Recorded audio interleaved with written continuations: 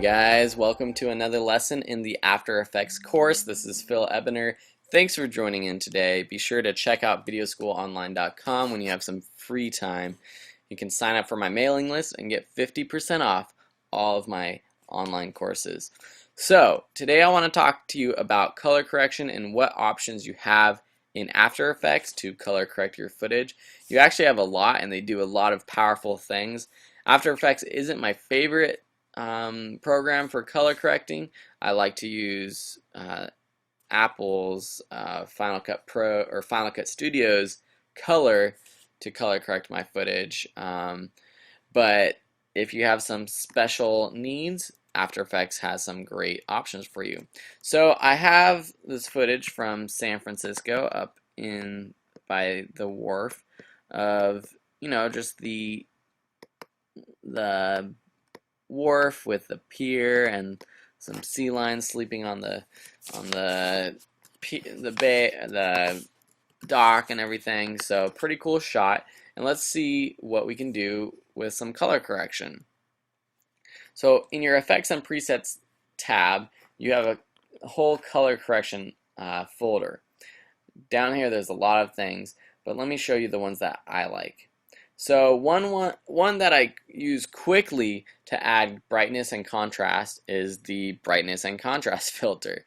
So it's super easy, quick options. You can brighten up your footage, add more contrast. So if I want something super contrasty, I can do that.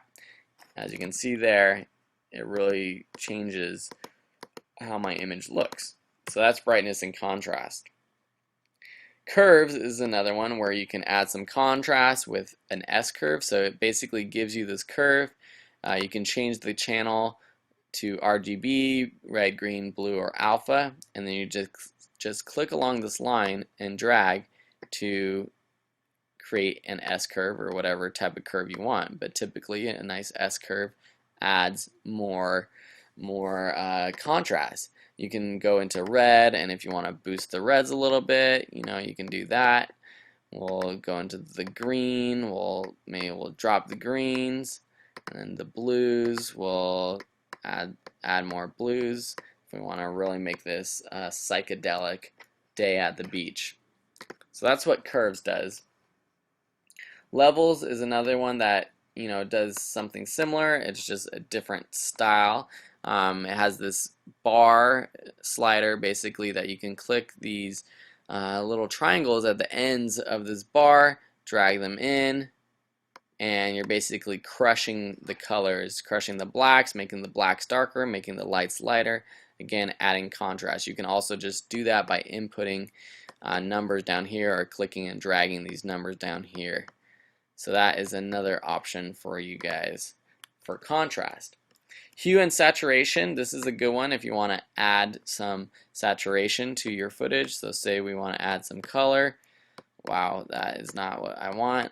And you have to be careful. As you see, if you add too much saturation, it can get distorted. But this is nice. I often find myself wanting to use this master hue just to change the hue of a image, not necessarily video. I don't think you really ever want to be playing with the hue of a video image, but for icons or different shapes or things like that, just playing with the hue to get it to be the right color is a good thing to do. Alright, this photo filter is something I like a lot. This is similar to in Photoshop, they have it. And it basically gives you some different filters that they preset for you. So you have some more warming filters, cooling filters, and then some different colors, sepia. And so as you see, once it's added, it adds a little bit of warmth to the image. You can increase what they call density, just increase its strength. There's also this preserve luminosity, which preserves the brightness of it. So if you want something, if you need something to warm up your footage or cool it down, this is a good filter to have. If we want to really cool it down, you can do something like that. I tend to usually warm up my images just a little bit, maybe something like that. That will give me, you know, a nice sunset. So I'll just show you that on and off.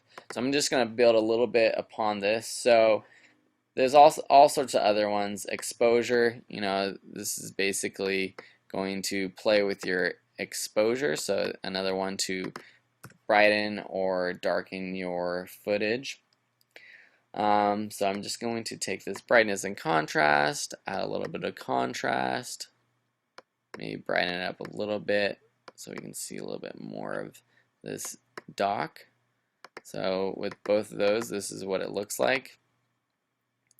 And without, you know, that's what it looks like. So as you can see here, it's already looking a little bit better, or at least it has a feeling to it.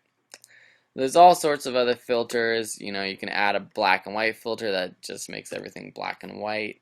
There's color balance filters that basically you can increase the saturation of certain colors, changing the balance of the colors. You know, if you want to make all the darks really red and all the lights really blue, you can do that. So I'm going to leave you with that. Tint, let me just tell you one more. Tint is another one that you can do, so you can choose different colors to tint to. So if you want all your whites to be a reddish, you can do that. All your blacks, maybe I want all my blacks to be bluish. So this is something you can get. You can get a really cool effect with this tint effect. You can change the percentage, the amount to tint. So that looks kind of cool actually. So those are some color correction options. Play around with those. If you have any questions, please let me know. Otherwise, have a great day.